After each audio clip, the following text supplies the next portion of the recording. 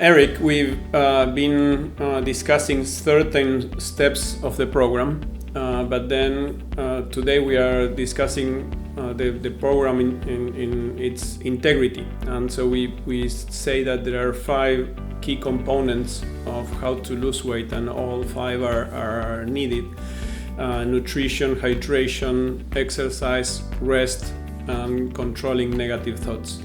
How do you see all 5 played throughout the day? Well, mindful structuring of your day certainly helps that be more likely to happen. And so certain things have some inherent flexibility in when they can happen. Other things tend to be better at a certain time. Our bodies like regularity and rhythm. So I suggest we try and aim for a similar bedtime. We try and eat around the same time. Exercise, well, you can vary it somewhat. For a lot of people, they respond best if they exercise in the morning because it gets a lot of circulation going and many other things that kind of have positive effects for the rest of the day. So keeping that in mind, I think it's also important to have a bit of flexibility because nobody wants to feel like they're controlled all the time too, because that can have negative repercussions too. So it's a give and take between respecting the body's needs, its rhythms, honoring them, but also not feeling like you're on a military schedule every single day. I played sports all my life, but I don't like exercising. I can run after a ball for hours, but doing push-ups or sit-ups for me it doesn't make much sense. But now I started doing high intensity interval training, HIIT. But at first I learned the benefits of doing it. So now what I do, it's only 11 minutes of HIIT, and that's super easy. I do it at home. I don't need any equipment because all the exercises, it's just me. So now I enjoy it, and now I start the morning at around 6 a.m. I drink water, I do some breathing exercises, and then I do 11 minutes of HIIT, and then I'm ready to start the day.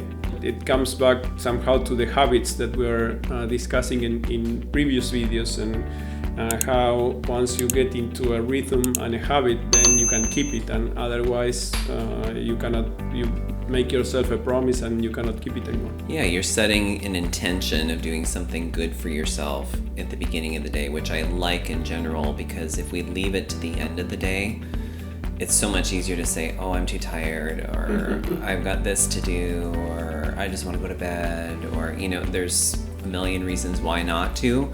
But if you do it for you first, fill up your tank more, you're going to be better for other people, and it becomes taken care of at the beginning of the day, so you don't have the same problem.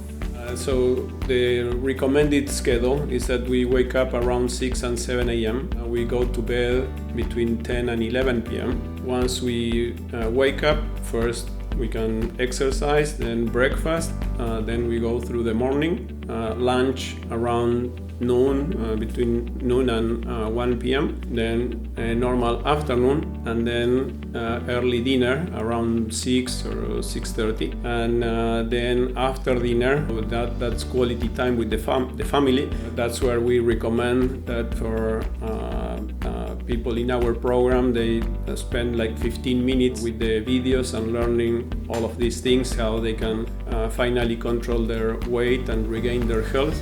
And then around 9 p.m. to stop all electronics and all computers and everything, and just wind down for the next day. Yeah, I think that's an excellent summary of kind of key points of the day. And again, going back to the concept of we wanting to have regularity in our day and rhythm to it, and kind of generally set bedtimes, meal times, etc., because our body then knows what to expect, right? A stressor is some sort of unexpected, jarring event to us in one way or another, and that could be as simple as you staying up till 2:30 a.m. one day, because all of a sudden you're thrown off your sleep schedule and you're up much later and certain things don't happen. So if we, in general, keep fairly close to those schedules, it's so much easier for our body to do its job and effectively, and you feel better, and then it's really a positive kind of domino effect. And always trying to eliminate stress from our lives, right? Reducing and managing, I think, is the reality. We're never going to get rid of stress, and we are built to adapt from it and to tolerate it. It's just that in our modern society structure, it's kind of become almost a ubiquitous presence throughout the majority of a given day, and that wears our internal machinery down. And so being mindful of stress, what can you do to reduce it? What are some strategies you can do to cope with it better? That could be everything from psychological to exercise to breathing exercises. There's so many ways that we can work on stress. And then again, cultivating resilience so that when you do have some stressors happen, whether it's as simple as traffic on 95 or a financial blow or a health crisis, you're going to be able to weather the storm better because you've been practicing strategies to cope and to mitigate. Awesome, thank you. For those who would like to learn more, there's plenty of information in the app, and most importantly, our reminders guide each one of our users through the day, reminding them when to drink water, when to exercise, and all these things. Thank you for watching. Thank you, Erik.